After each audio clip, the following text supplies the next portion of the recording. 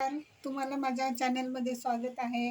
आज आपण बनवणार आहोत शेवग्याची आमटी, चवदार शेवग्याची आमटी. त्याच्यासाठी लागणारं साहित्य शेवग्याच्या शेंगा घेतलेल्या आहेत मी, आणि तुरीची डाळ 1 वाटी आणि मसूर डाळ अर्धी वाटी.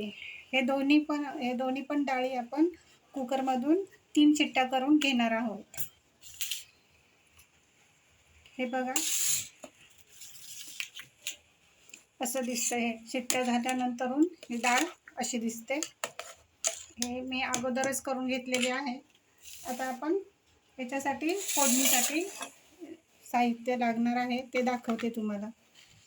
कांदा कापलेला आहे, लसूण घेतलेला आहे बघा, मोहरी, जिरे, चिंच आणि कोळंब, कढीपत्ता, टोमॅटो आणि थोडीशी कोथिंबीर घेतलेली आहे. आता आपण फोडणी देणार आहोत. फोडणीसाठी मोहरी टाकत आहे मी. मोहरी जरा तडतड करू द्यायची. जिरे टाकले, थोडा कढीपत्ता,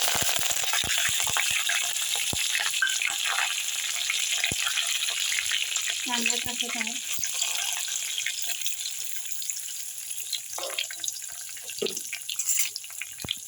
सगळं छान कांदा थोडासा हलवून घ्यायचा.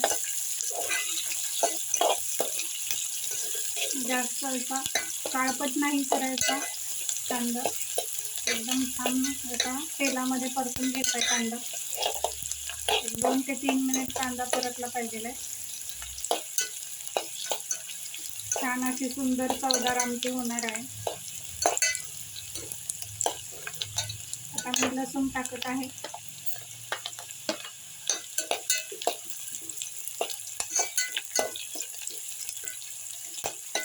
या आमटीमध्ये ना फोडणी जाळायची नाही आपल्याला.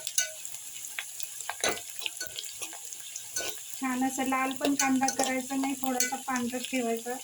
लसूण सुद्धा व्यवस्थित तो तेलामध्ये परतून घ्यायचा. आता मी टोमॅटो टाकत आहे.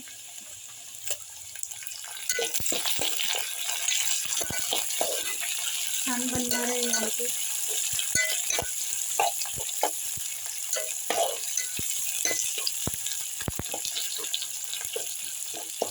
तूर डाळ आणि मसूर डाळ दोन्ही मिक्स डाळी असल्या ना त्याची चव वेगळीच लागते. तर या आता मी कोळंब टाकत आहे. कोळंब टाकून झालं की हा माझा घरचा मसाला आहे, हळद आहे, धणेपूड आहे, हे सगळे टाकत आहे. छान मिक्स करायचं आहे आपल्याला.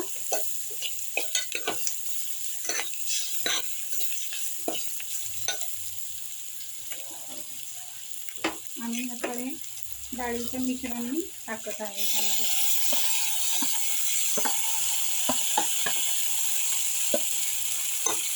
तूर डाळ आणि मसूर डाळ दोन्ही एकत्र असल्या ना छान चवदार होते आमटी, आणि त्याच्यामध्ये शेवग्याची शेंग घातली ना खूप सुंदर लागते. आपण आता चिंचेचं पाणी टाकणार आहोत. काही लोक कोळंब घातल्यानंतर, आमसूल घातल्यानंतर चिंचेचं पाणी टाकत नाही, पण मी दोन्हीही टाकलेलं आहे. दोन्ही टाकून बघा तुम्ही, किती छान चव येते बघा त्याला. आता मी शेंगा घालत आहे आणि आता पाणी टाकून आपण 10 मिनिट ठेवणार आहोत. चवीनुसार मीठ घालत आहे.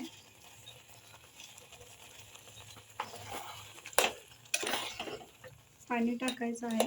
आता आपल्याला मी पाणी टाकणार आहे. हे बघा, आता मी पाणी टाकून शेवग्याच्या शेंगेला 10 मिनिट शिजू देणार आहे. शेंग लगेच शिजते आपली. शेवग्याची शेंग 10 मिनिटात शिजून जाते. आपण पाणी टाकले. छान होणार आहे ही आमटी. तुम्ही नक्की करून बघा अशी शेवग्याची आमटी. खूप छान टेस्टी लागते आमटी भात. आमच्या घरी तर खूप सर्वांना आवडते, तुम्हालाही आवडेल.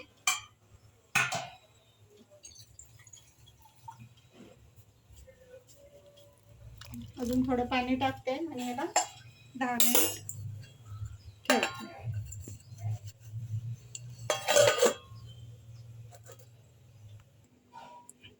आता आपले 10 मिनिट झालेले आहेत. आपण पाहणार आहोत शेवगा शिजलाय का. छान शेवगा शिजलेला आहे, खूप मस्त दिसत आहे. आणि आता आपण ही आमटी बाउलमध्ये काढून घेणार आहे. किती छान दिसते बघा.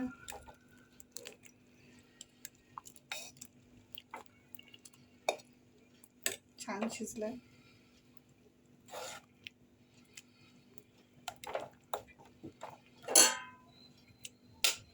शेवग्याच्या शेंगा खूप छान छान.